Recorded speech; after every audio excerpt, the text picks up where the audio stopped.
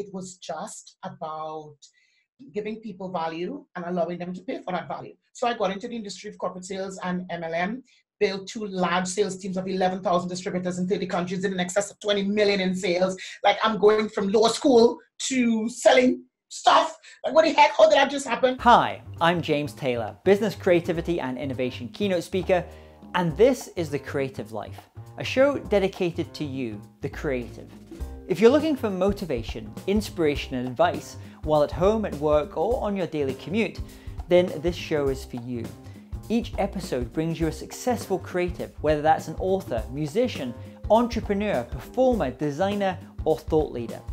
They'll share with you their journey, their successes, their failures, their creative process and much, much more. You'll find show notes for this episode as well as free training on creativity over at jamestaylor.me. Enjoy this episode. Hey there, it's James Taylor, and I'm delighted to have on the show today Camilita Nuttall. Camilita is a rock star international speaker, 7-time award-winning corporate sales and business growth expert, executive business coach, entrepreneur, author, and property investor. Featured in Forbes and quoted in Think and Grow Rich for Women, Camilita has appeared on Sky TV, BBC Business News, Pursuit, Men's Magazines, and many, many others. Dr. J.B. Hill, who's Napoleon Hill's grandson, Napoleon Hill, has quoted Camilita in front of 20,000 people saying, "There is no better time than the present to take action to succeed." Absolutely, take action. So it's my great pleasure to have Camilita with us today. So welcome, Camilita. It is my pleasure, James. I'm so glad that you're British. That's what we were saying before we came on. We're so used to interviewing people from North America and other parts of the world. It's nice to hear a kind of like a British kind of accent. So it's good. It's good. So share with everyone what's going on in your world just now. Oh my God, well, I just came back from Israel. Personal stuff first. Took my mom to Israel, took my mom across the UK. I wanted to sort of give back to my mother while she was still alive. We talk a lot about giving back and a lot about living a life of significance and living like a champion. And I think we should do that every day. So yeah, so that's just something that I just did. I'm looking forward to launching my event of champions across the globe and coaching and training entrepreneurs what they need to do to truly live their champion life. In addition to launching my podcast in 10 days. Yay. Congratulations. Podcasting are just amazing. I think it's such a privilege that we get as podcast hosts because we get to people accept us into their earbuds, for however long, 30 minutes or however long each day you do your podcast for. So it's a real privilege. Let's go back to the start. You mentioned your mother there. You grew up in relatively difficult circumstances. You were one of, I think it was 11 children growing up. So take us back. Where did things all begin for you? Oh gosh, I grew up in the Caribbean, the hot, beautiful Caribbean. I struggled through school in Trinidad at the age of 13 and a half. My father said to my mother, "We no longer have money. I would not finish school." My mother said, "We will find a way." And this is what I tell audiences today. You got to find a way. So my mother and I, at the age of 13, went on the public dump and dug through the rubbish to get glass bottles to sell just so I could attend secondary school. It was hard. I slept on the floor. I had very little to eat, but I had a desire to win. So I created this life in my mind for myself that I wanted the jewelry. I was watching Dallas on Dynasty. And I want to live like Swell in a What are those shoulder pads, those big shoulder pads? Yes. Oh, I did have shoulder pads as well. I wanted to live like that. I'm like, why can't I live like that?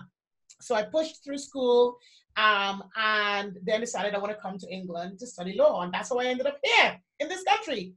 So you're now in the UK. When did it go from... When did that moment in your life go from just being a sense of survival, doing enough to survive, to pay, put food on the table, to being a life more of abundance, where you felt actually that first, something's clicking now.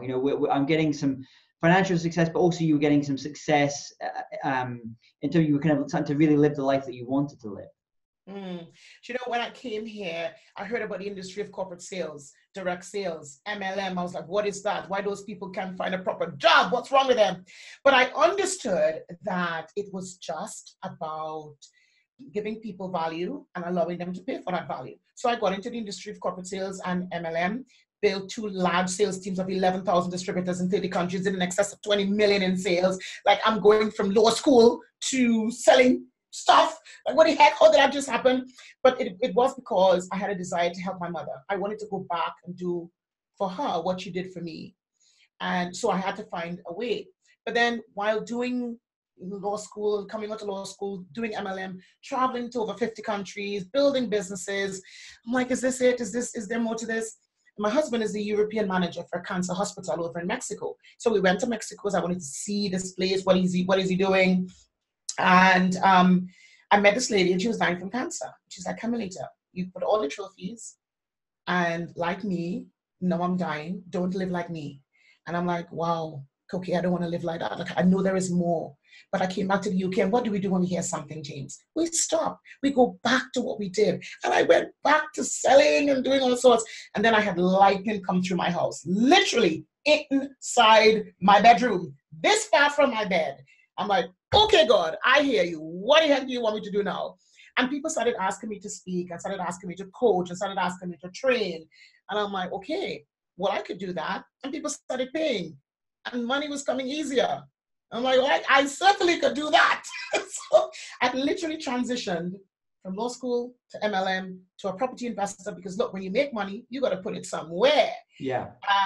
And then into doing what I'm doing now and launching my Event of Champions brand to support entrepreneurs across the world so that they too can live their champion life. So I'm getting a sense that you're someone who you're always generating ideas like this for businesses, ways to grow your businesses, to help other people as well. Take us through first of all, where do you go to get inspiration for your ideas? And then when you're generating so many ideas, how do you decide, okay, these are the ones I'm going to focus on? Because you could become very distracted and not really focus your skills and your talents. Absolutely. Firstly, I depend on God. If some people don't believe, I depend. I also listen to my mother. She has a lot of wisdom, even though she has no education. And I listen, I do my due diligence. I don't just make rash decisions. I used to, like we all do, or we all did, but I think through things a lot more and I weigh up everything before I just make quick decisions. And so sort of going from sort of starting one thing and then jumping to another thing. I'm an entrepreneur. You're an entrepreneur. That's what we do as entrepreneurs. We see something, we think we can do everything. But I try to sort of hone in, how is this going to benefit me long term? How is this going to benefit the people that I serve long term? And who can I collaborate with to do it quicker so that everybody else benefits faster? Got it. And as you were going on this journey, going from the legal side into the marketing MLM side of things, then starting to build your own businesses, property portfolios as well. On this journey, can you tell us about a time when you worked on something, you went for a project, you put all your heart and your soul into it, but it didn't work out like you'd hoped? And more importantly, what was the lessons that you took from that experience? And I'm sure as an entrepreneur that's never happened. Everything's gone swimming, hasn't it? I was going to say to you, James, which one? There was one, but it was the biggest blessing, I tell you. There was one turning point for me in business. You know, when you're in business and you're naive and you think everybody is nice and everybody has your back. So I went into potential business with my family member and we saw a £2 million property deal. Now, we were going to spend probably about a couple $100,000. We invested close to 50 grand in this thing. And my brother said, yes, everything is okay. Look, I went to law school. Like I should know better. But we went with what he said and we went with what they did. And this guy sold the land over 4 times. And we were left, the lawyer gave us back our money, but we were left with this gaping hole, all because we didn't do our own due diligence. And I remember sitting there and thinking, well, what is this situation trying to teach me? I've spent a lot of time in personal development. There's no point in getting angry. It's learning what the situation is trying to teach you. And this situation was teaching me how to do my own due diligence. And I thank God today for that situation because it has hardened me in a good way as an entrepreneur. It has allowed me to do due diligence over and over and over again. It has allowed me to take calculated risks because you still have to carry on taking risks. You are going to lose money. Everybody has lost money in business. If you haven't, you are going to lose. So it has taught me in order to be better as a person. So I look back at the situation and think, thank you. for allowing me to go through that situation, because now I am better. I'm making better choices. I'm making better business deals. I am more savvy. Not that I'm more skeptical, but I'm just being wiser. So I'm grateful. So now you're doing that due diligence. You're building all these businesses. Speaking, I know, is a big part of what you're doing. Getting up on stages, sharing your message around entrepreneurship, about being a champion, about all those things as well. Now, I often see that there's two types of speakers you often see. There's the speaker we call like maybe the let's say that the kind of keynote traditional style speaker who gets a company, pays them money to go and speak on stage for an event, and that's it. And they don't sell from the stage. They just go and give the speech, hopefully create a transformation in the audience, and then leave. And there's another type of selling, which is more class, like sell from the stage, which is definitely bigger in places like North America, very big in places like India as well. In the UK, it's a certain amount there, less so in other parts of Europe. But my understanding is that a lot of the stuff that you do is about selling from the stage. I'm always intrigued about people that can get up on stage and actually sell something from the stage, because it's not a skill I feel like I particularly have. I think it's like, I'm amazed, and some of my friends do it and they blow my mind, because I think it's a learned skill that you have to develop. So tell me about, how do you kind of understand that part of speaking? Speaking is imparting knowledge and allowing that knowledge to transform people's lives. When I am on stage, I am seeing not just the clients in front of me, but I'm seeing everybody who they know. So I always think of the lifespan of a client. It is not just the people that's in the room to sell to them today. I want to serve them for the next 3 to 5 years. So when I sell from stage, it is more about how can I serve you for the next 3 to 5 years, and not how I can sell you a product on the day. When I set up Event of Champions, we want it to be very different, and we are very different. We have a dinner at the Ritz in London where we have people network. We have a main event day where we have people teach. It's more of a teaching environment. And yes, they share their product, but it's not in a run to the back of the room sort of buy everything that you can buy today. It's more of, I want to serve you. I want to support you. Here I am for the day. Come and talk with me. And then I do a mastermind on the Saturday. Usually it's a Friday, a Saturday, a mastermind on Sunday. This mastermind then gets people in a position whereby they can start to implement what we shared on Saturday. And then we look at how we can truly help their brands and their businesses. So people are not sort of running to the back of the room and buying stuff, because I don't believe in that. I'm not one to do that. I can sell from stage and I can tell people, yes, this is what you can do. It's this price, and you can get it for that price today. Obviously, you're showing value, not necessarily price. So I can do all of that, but it's not my forte. And that's why we set up Event of Champions, to do something very, very different.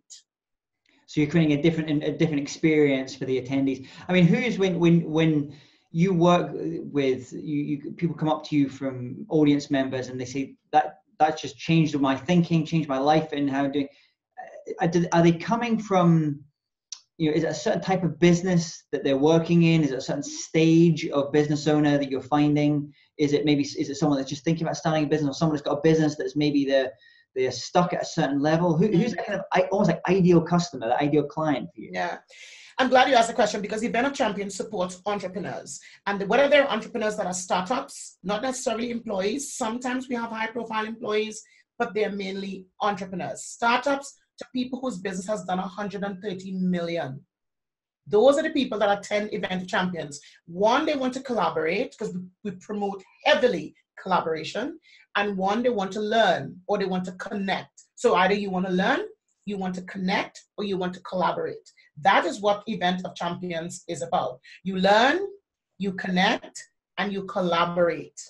And so we have people who are startups, we have people whose business has been growing for a while, and we have people whose business has done 130 million. And it literally is across the board, from property investors to people who are selling products to MLMers. Literally is across the board. But it's not necessarily about the products and the services. It's about how do you want to start living your champion life. What does that mean for you? It could mean, like I just did, I took my mom to Israel, took her all over the UK, huge trip for 3 weeks, cost a lot of money. That is living like a champion. It's not necessarily how much sales you make, but it is how much you can impart in what you're selling, giving, sharing. That for me is what we promote. And that's why we have such a cross section of people at the event, wanting to learn, to connect, or to collaborate. And that's what I believe entrepreneurship is about, and what we need to do to support people across the globe. And can you tell us about a time in your own journey where you've been, and you just had one of those kind of light bulb moments, you know, a time where you either, it was a light bulb maybe in terms of a new business or a new venture you wanted to go into, or it was just one of those light bulbs where you just said, I need to change track here. I need to zig when other people are zagging. Can you give us an example of one of those light bulb moments in your life and work? So I was in MLM and building my business, minding my own business, as it were. And I was in my living room. We had been, we were going to be at this convention in the US, in Vegas. And I was in my living room sitting, watching it online because I didn't go that year. I was a leader in the company, but I didn't go. And I had some situations happen, so I had to stay. So while I sat in my living room watching this conference online, I heard Dr. J.B. Hill, Napoleon Hill's grandson, come on the TV and talking about people being recognized in the company, outside of the company, by the co-author of Rich Dad, the author of Think and Grow Rich for Women.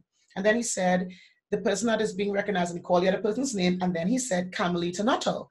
Well, I nearly fell off my chair. I'm like, what the heck? How does this guy, Napoleon Hill's grandson, know me? Like, I don't know him. Who is this guy? Why is he calling my name? Why is my name on a big screen? What the heck just happened? And I sat there and I'm like, oh my God, that guy just called my name. I said to my husband, that guy just called my name. And he kept quoting me, and he ended his talk, his little speech on, there is no better time than the present to take action to succeed, from Camilita. I thank you. And at that moment, James, I realized that I was doing a whole lot more than I thought I was doing, that I was impacting lives a whole lot more than I thought I was impacting, and that I had a mission to change more lives across the world. And it was no longer about money. It was no longer about how much money I could make or how many businesses I can build. And here I run 3 businesses and just started another one yesterday. And I'm like, it was not about that. It was all now about, Camilita, these people know you. That quote has impacted those people's lives. You need to know how you're on a mission now to change people's lives. What are you going to do about it? And literally everything changed for me right at that moment. The call to arms. And in terms of, that was one of your quotes. Is there another quote that you live by? One that you one of those quotes you just kind of repeat to yourself, or you repeat more than any others to people? Never accept advice from anyone more screwed up than you are. That was I heard that one from John Addison about 10 years ago, and I repeat it almost every month for the last 10 years. It has really defined me as an entrepreneur. Never accept advice from anyone more screwed up than you are. I tell you, that's how he said it. I'm saying it exactly how he said it. Great. And then what about if I was to ask you, is there a particular tool or app or online resource that you find very valuable in running your businesses? I use Zoom a lot because I'm talking to clients across the globe. I use MemberPress because I have a membership group where I support people on growing their brands across the world in my inner circle. So those 2 I use a lot more than the rest. And yeah, from my own resource, it is my ebook, How to Fast Track Your Success. That's what I did, that's what I've done, and that's what I continually teach people to do, how to fast track their success. And while we're talking about books, if there was one book you were to recommend, not one of your own books, but a book by another author that could help people with a mindset and they're building businesses and maybe launching their businesses, what would that book be? Again, it is Think and Grow Rich. What else? Think and Grow Rich, an absolute classic as well. And we're going to switch. You're obviously you're in the UK now. And we have obviously music is a big part of being Britain and everything. If there was one album that you would recommend for people to check out that you particularly love, you play often, what would the album be? My song, We Will Rock You by Queen. Have you seen the show? Have you seen the show? No, I haven't, but every event that I attend, every speaking engagement, they ask me, what is the song you want to come up with? And I say, it is We Will Rock You by Queen. Good opening music, gets the audience going. And it's a great show. If people haven't seen the live show, the live show is phenomenal. And obviously the movie's great as well. Final question for you. I want you to imagine you woke up tomorrow morning and you have to start from scratch. So no one knows who you are. You have no contacts anymore. You have to completely restart. What would you do? How would you restart? I would follow the success principles in my ebook, How to Fast Track Your Success, because that's what I did to get to where I am. And I would follow those because they are so simple that people just sort of, they skim through life and not hone in to what they need to do and their time every single minute of every day. If you're sleeping, sleep. If you're working, work. But if you're working, it must be income generating work. So again, the 12 principles in my free ebook, that's what I would use. If it's, as long as it's in my head, that's what I would implement. And talking about resources, where's the best place for people to go to get a copy of that book and also learn more about you? Camilita.com. Everything is on my website, literally everything. And you can find me everywhere on social media. And I would just love to support your entrepreneurial journey so that you too can live like a champion. Well, Camilita, thank you so much for coming on today, sharing about your creative life, your story. Wish you all the best with the businesses that you're doing, and hopefully we'll be sharing a stage at some point together in the future. We have to, indeed. Thank you. If you're interested in living a more creative life, then I'd love to invite you to join me as I share some of the most successful strategies and techniques that high-performing creatives use. I put them all together in a free downloadable ebook that you can get by going to jamestaylor.me. That's jamestaylor.me to get your free downloadable ebook on creativity.